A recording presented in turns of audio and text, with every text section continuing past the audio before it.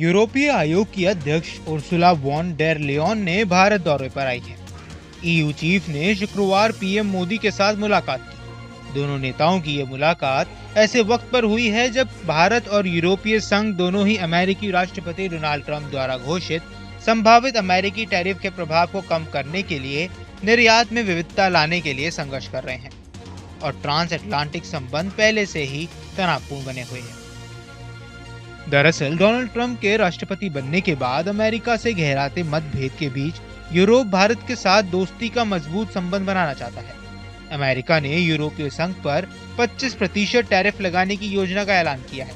साथ ही ट्रंप ने भारत को भी टैरिफ पर राहत देने का कोई संकेत नहीं दिया है। ऐसे में आने वाले समय में भारत और यूरोपीय यूनियन के बीच मजबूत संबंध दोनों के लिए फायदेमंद साबित हो सकते हैं। डेर लेयन ईयू और भारत के बीच आपसी संबंधों को 21वीं सदी के सबसे महत्वपूर्ण साझेदारियों के एक बनने की क्षमता वाला करार दिया गया है।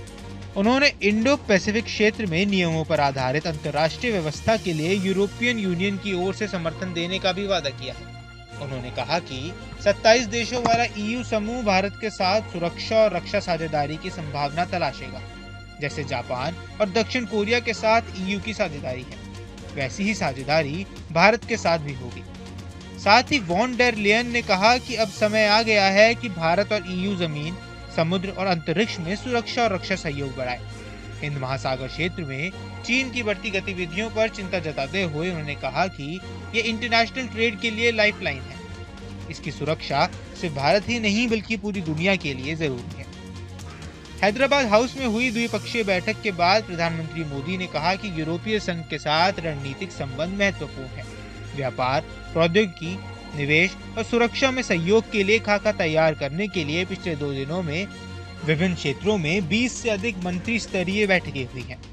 मोदी ने कहा कि हमने अपनी टीमों को इस वर्ष के अंत तक पारस्परिक रूप से लाभकारी द्विपक्षीय मुक्त व्यापार समझौता करने का निर्देश दिया है। उर्सुला से बातचीत के बाद प्रधानमंत्री मोदी ने मीडिया से कहा कि निवेश को बढ़ावा देने के लिए दोनों पक्ष सुरक्षा समझौते और दुनिया भर में हो रहे बदलावों पर भी बातचीत करने के लिए आगे प्रतिबद्ध है।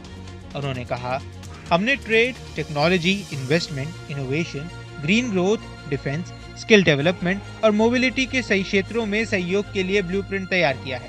हम अपनी टीमों को निर्देश दे रहे हैं कि इस साल के अंत तक ऐसा फ्री ट्रेड एग्रीमेंट तैयार करें जो दोनों पक्षों के लिए फायदेमंद हो। इसके अलावा दोनों नेताओं ने डिफेंस कॉर्पोरेशन को बढ़ाने का भी फैसला लिया है, खासतौर से इंडो पैसिफिक क्षेत्र में। उर्सुला ने कहा कि यूरोपीय संघ भारत के साथ सिक्योरिटी और डिफेंस को उसी तरह बढ़ाना चाहता है जैसे कि जापान और साउथ कोरिया के साथ है। आपको बता दें कि ये पहली बार है कि जब एफटीए को पूरा करने के लिए कोई समय सीमा तय की गई है, जैसे कि भारत अमेरिका व्यापार समझौते को पूरा करने के लिए समय सीमा तय की गई थी, जिस पर इसी महीने की शुरुआत में व्हाइट हाउस में मोदी और ट्रंप के बीच बैठक के दौरान सहमति बनी थी। आपको बता दें कि एफटीए के लिए बातचीत 2007 में शुरू हुई थी और कुछ साल पहले रुक गई थी और 2021 में इसे फिर से शुरू कर दिया गया था। बाकी इस पूरे मुद्दे पर आपकी क्या राय है, हमें कमेंट बॉक्स पर जरूर बताएं। देश दुनिया की तमाम खबरों के लिए न्यूज स्टेट के चैनल को सब्सक्राइब करना न भूलें। न्यूज नेशन अब व्हाट्सएप पर खबरों के ताजा अपडेट के लिए न्यूज नेशन के इस क्यूआर कोड को स्कैन करें।